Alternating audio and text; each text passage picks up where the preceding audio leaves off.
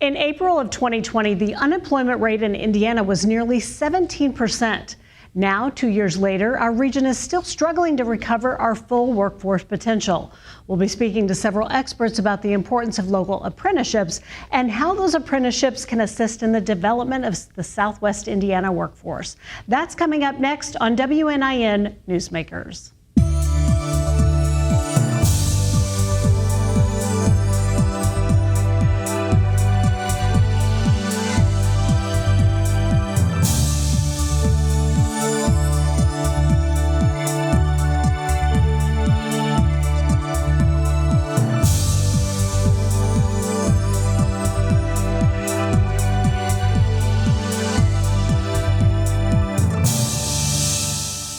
When the pandemic hit over 2 years ago and schools and businesses were shut down, career choices became an issue of safety.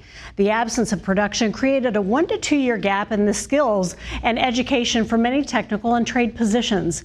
Joining us to discuss how apprenticeship opportunities can assist in filling that educational gap is Valerie Schmidt, Business Services and Communications Manager for Work One Southwest. Thank you so much for being here. My pleasure. Well, first tell us exactly what is an apprenticeship. Some people might not realize the difference in that and some other job opportunities. Well, sure. So a registered apprenticeship program helps grow a well-trained workforce through structured training with an apprentice. So an apprentice can go through the classroom portion, so they're learning the skills needed to be successful on the floor, and then they're transitioning to the floor and they're learning those skills that they need to be successful on the floor with their partners and all that good stuff. So a registered apprenticeship program, whenever you are completed, you will receive a Department of Labor credential, a certification, and in some instances you will receive an associate's degree. Oh, nice. Okay. So it depends on what apprenticeship program you are registered with. Okay. So do you have a kind of a broad or general estimate of maybe how many jobs are available in these apprenticeships or how many types of jobs are available for apprenticeships? So currently the Department of Labor has 1,400 apprenticeable occupations. Oh, okay. So that can range between electricians, carpenters, a plastic processing technician, warehouse manager, forklift driver, a teacher. Oh, wow. So literally the occupations are endless. Okay, wonderful. So, you know, how many, when we talk about, say, construction workers or electricians, are there certain steps and a certain process that they need to do in order to get connected with some of these? Do they go directly to the employer? Do they go through Work One? Do they go through an educational program? Kind of what's their entry point and process? So a registered apprenticeship program is most importantly employer-led. So we are there to help support the employer. So we are the facilitators, so to speak, with the Department of Labor, and then if the employer has any kind of question or needing any kind of support, that's where we come in. Okay. So what makes a registered apprenticeship stand out is upon entering an apprenticeship program, an apprentice knows their start wage and that progressive wage scale. So they know if it's, for example, a 2-year apprenticeship program, that every 6 months they are going to receive a pay raise upon the completion of certain skills. Okay. So the more skills an apprentice learns, the higher wage they will make. So they're getting that classroom portion, they're getting that on the job portion, and it really is just a good fit for that employer, and it helps so much with retention rates. The data that we see is an individual that is in a registered apprenticeship program, their retention rate is 94% higher than an individual that is not in an apprenticeship program. Wow. So it is significant, and it's because of that communication on the upfront that employee or that apprentice knows that employer is investing in their future and that they will receive pay raises with their skill gains. Awesome. So when you talk about these pay ranges, do you have any estimates of what some of the standard pay ranges are for certain types of apprentices in certain industries? Sure. So starting wages can start out between $16 an hour to $28 an hour, depending on the apprenticeable occupation. So as skill levels increases, if they're starting out at $16 an hour, they're going to see those incremental pay bumps. And when you work with employers, what are some of the barriers? Why wouldn't if you have such an amazing retention rate by doing apprenticeship programs, when you're talking with employers, what are some of the barriers to starting these? Why doesn't everyone do an apprenticeship program?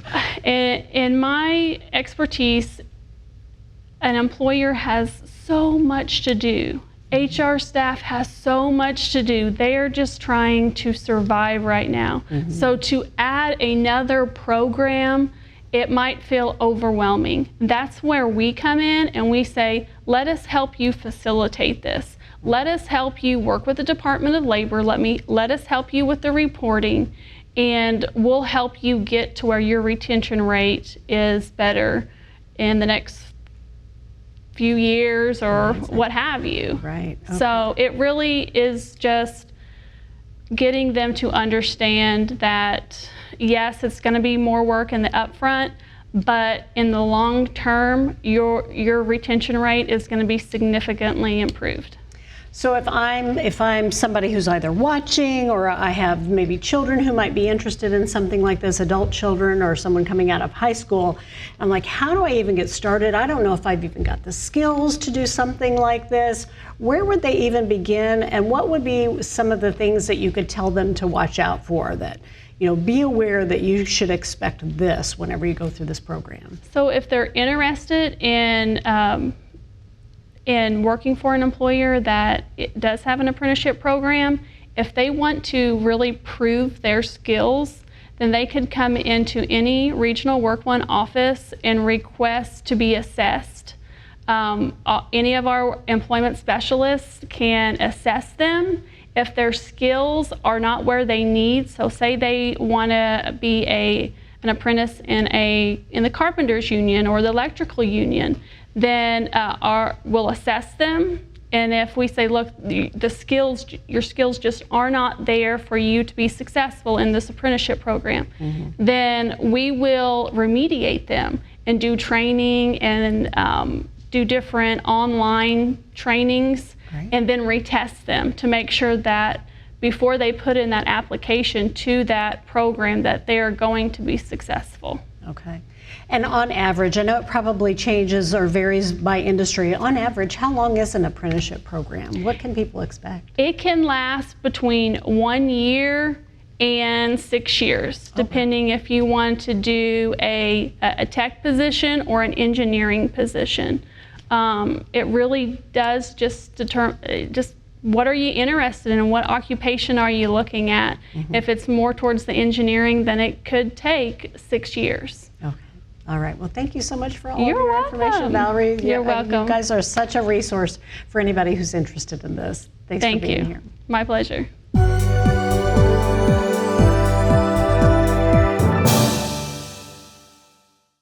Now we're joined by Chancellor of Ivy Tech Community College of Evansville, Daniela Vidal, to discuss the importance of trade apprenticeship programs in our area. Thank you so much for being with us. Thank you, Amy, for the invitation. So Ivy Tech has just really grown. They're offering so many wonderful programs in so many different areas, and apprenticeships are part of that, right? So tell us some of those opportunities that are available. Absolutely, yeah. And apprenticeship has been a big part of Ivy Tech since its inception. I mean, we've had a long history with the apprenticeship program, and of course we have two types of apprenticeships.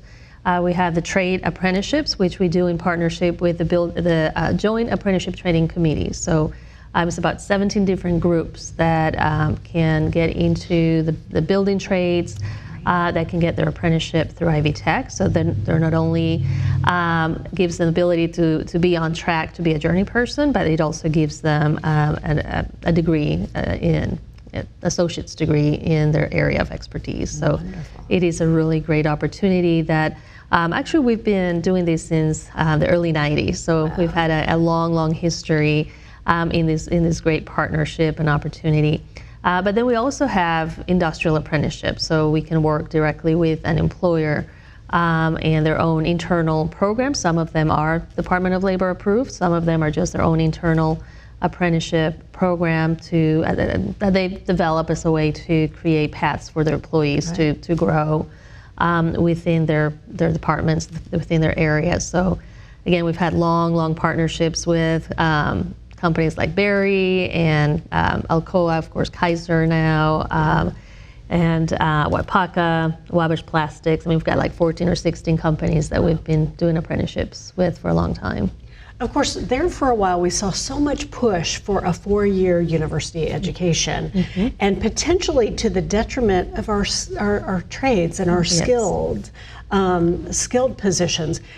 Are you seeing quite the demand on skilled and trade positions, and are you seeing more people and more students that are willing to look at the trades where you can come out with a really good paying job? Yeah, absolutely. Yeah, it's definitely an area that can use a lot more in that pipeline. It was a very strong workforce years ago, a couple of decades ago, but that has slowly dwindled as people retire. And so, yeah, right now all those different industry and trades have been in dire straits, trying to continue to staff up as those retirements continue to grow. But we are starting to see that wave kind of turning back again. There's been a lot of awareness created on the opportunities within the trades of getting right into a hands-on career with incredible payments and wages, high wage, high skills. So we're starting to see that kind of coming back, but it has required, and will continue to require a lot of going into the schools, talking to not just the students, but also those that influence their decision, like the parents and the counselors and those around them that say, hey, this is a really good opportunity, and things have changed a lot in those manufacturing environments, and it can be an exciting career that you can be kind of taken off right off the bat. Great. Well, we always talk about the student pipeline. What about those that have been in a certain industry or in a workforce for a while, and maybe an adult person who's maybe looking for a change in career and is like, wait, I might want a high-paying job in a trade. What kind of resources do you have available for people? And actually, to be honest, most of our apprentices, our students in these types of programs are adult learners. So yes, I mean, this is very much geared towards that population, whether they're changing to a new industry. For example, we have a lot of displaced miners that as mines shut down, they have great experience, they have incredible knowledge, but how do you turn that into credit so that they can don't have to start from zero? Right. So that's one thing we do, is these assessments for prior learning, so they can do tests to prove that, yep, we know how to weld or we know how to run a machine, so that we can convert that to credit and then get them on a path to get a credential or even an associate's degree in a much shorter time. So there's a lot of avenues, again, through these different trades. Union shops that can go in, apply for the apprenticeship program, and they have to do certain tests and assessments to be accepted into the program. But it's a really great way to look at different avenues for your career. The same way with employers. I mean, these are existing employees that they're identifying as people that want to grow and maybe go from an entry-level position or an unskilled position and maybe go into their maintenance or their tooling department, and so getting those skills in electrical, mechanical, so on. So do the employers bear the cost of if there's, like Valerie had mentioned, classroom education and hands-on education? Do the employers bear that cost? Is there any cost to the student? How, and financial aid available? How can someone? Sure. Yeah, typically those employer apprenticeships, the employers bear the cost in majority, if not all the cases. For the trades, it's also free to the student. If they go through one of our union shops, it is at no cost to the student. There's a lot of benefits there for them. And because it is a credit program, then financial aid applies as well if that's needed. Wonderful. Do you find that there are certain industries that are strong in our area in terms of looking at apprenticeship programs and a high need in certain industries in our region? Oh, absolutely. Like I said, Alcoa, Kaiser, both, they have had a program for a long, long time with us, and they're always wanting to add more people, again, specifically in their electrical department, and now they're adding the mechanical. Barry has had a very strong, long-standing program with our apprenticeships. Typically, theirs is for the tooling department or maintenance department, and Toyota just started a new one. Toyota Bushaku started a new one with us. Cleveland Cliffs, which used to be AK Steel, Wapaka, because again we cover that 10-county radius, so we do have agreements with those companies in our adjoining counties. ATTC Manufacturing, Wabash Plastics, so it really covers a whole range of different types of manufacturing industry. Again, typically those apprentices are in the maintenance department. Okay. Well, you've been fortunate to get a grant or part of a $4 million grant for the U.S. Department of Labor's Apprenticeship Building America program. Yes. Have you made any decisions on that? Are you formulating some new apprenticeships or developing new ones? Yeah, so this is statewide grant. So obviously this is going right now to our central office in Indianapolis. There is a group that looks at all our comprehensive apprenticeship strategies across the state. Okay. So that's, they're looking at right now how the whole administration of this grant and what strategies we're going to be implementing. But Evansville has always been one of the primary campuses where the apprenticeship programs are being deployed. We're probably the top 3 campuses out of 19 across the state in terms of number of apprentices. So we're definitely in line to really help develop those strategies for this grant. Wonderful. Well, Daniela, thank you so much for your time. We appreciate you being here. Absolutely. Thank you so much.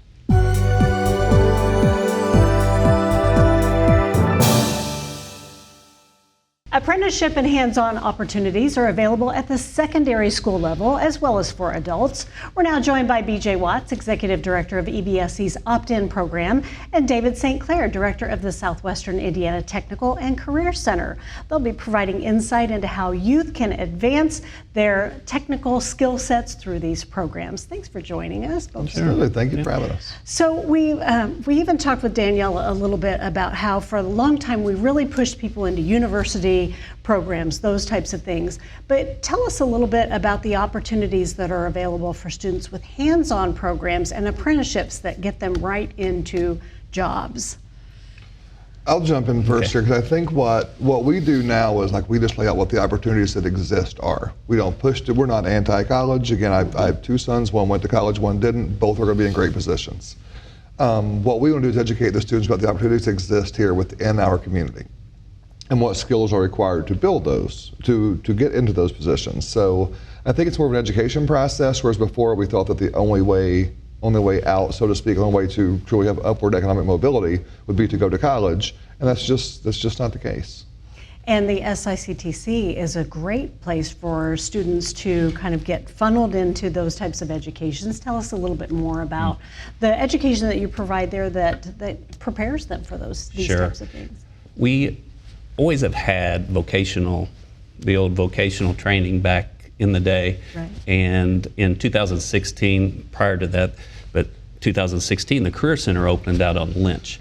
So now we are able to consolidate all of those courses in one building. So we offer 20 different programs to juniors and seniors in high school from 5 counties. So Vandenberg, Warwick, Gibson, Spencer, and Posey. So we have 18 high schools. We offer to parochial homeschool students. We're pretty open to just about anybody in that age group. Right. So we offer half-day programs. So students are with us, like juniors would be with us usually in the morning session. every day, 5 days a week, 2.5 hours. Then they would return to their home school. Then in the afternoon, our seniors come for that second year program. So again, they're there for 2.5 hours each day as well. Okay. So when you're talking with students, or when parents are talking with students, I know my son was not a sit in a classroom, listen to lecture type of programs. How do you help them decide, and what types of hands-on experiences and apprenticeship programs are even available through your two programs? I would say that one of the things that we're working towards now, we just received a 3E grant from the Department of Education. It was $1.4 million to truly expand this, because as you stated before, for the past 2 decades, this has been everyone should go to school and we'll find something for everybody else. That's not the case. So now we want to expose those kids to, okay, here are the opportunities that exist within our community, and here's the skills it takes to get those. And then once we align those, we want to say, okay, what do you enjoy doing? You're going to go to work every single day. So what is it that as a 15-year-old or 16-year-old, which we know changes. I'm certainly not doing what I thought I was going to do when I was 15 years old, but we just say, okay, what skills do you have, and how do we marry those skills with your passion to where you never really have to work a day in your life? So that is our goal, to say, okay, here's what a day in the life of an electrician is. Here's what a day in the life of someone that welds is or works in the healthcare industry. Just expose our students to that. And then once they decide, okay, I kind of like healthcare, they can go to his programs and truly build those skills and have a head start that puts them way ahead of those students that don't get those experiences that exist at Career and Tech Center. When I first started, this is going to be my 6th year, I think, out at the Career Center now. When I first started, our enrollment was around 600 students. And just through getting the information out to parents and to students, counselors, and schools, just the opportunities that we have available in our area, our enrollment now is up to close to 1,000. Wow. So we've really done some extensive work trying to get information out so that we can get more kids in these opportunities.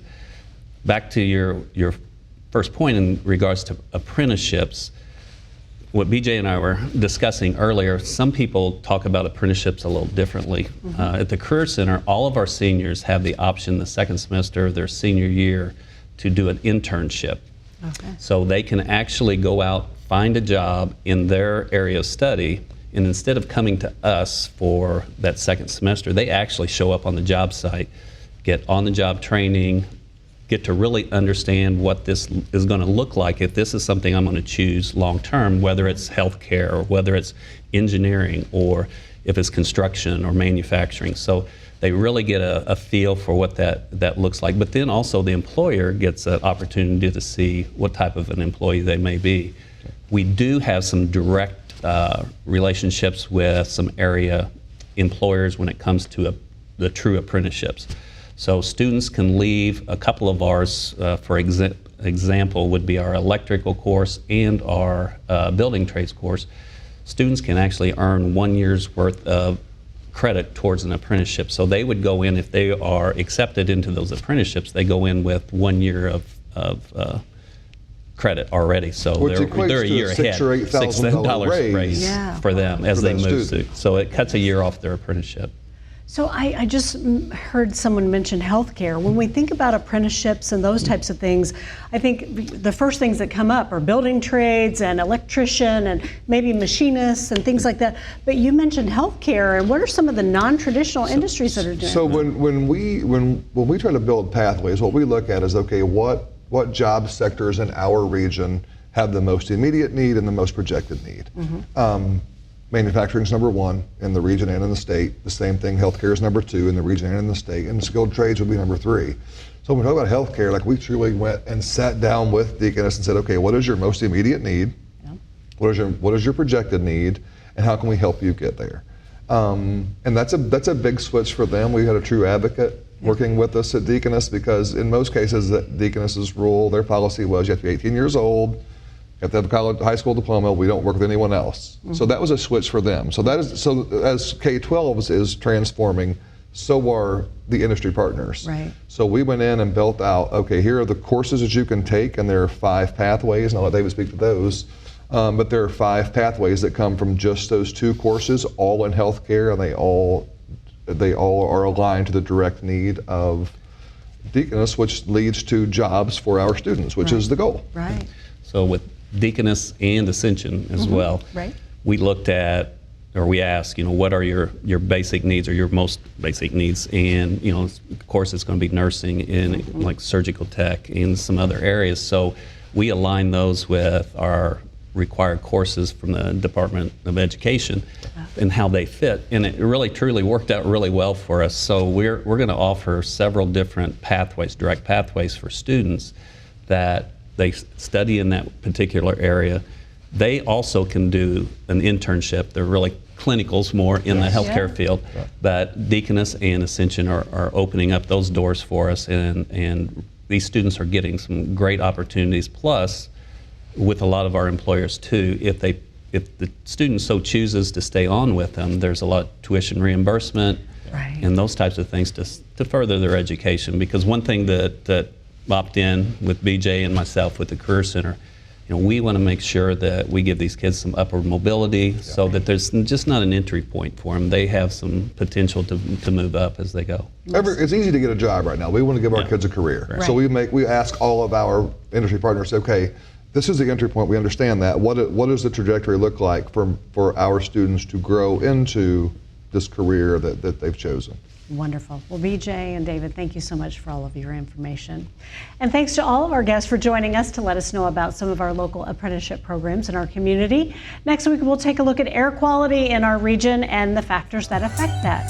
Thanks for watching WNIN Newsmakers.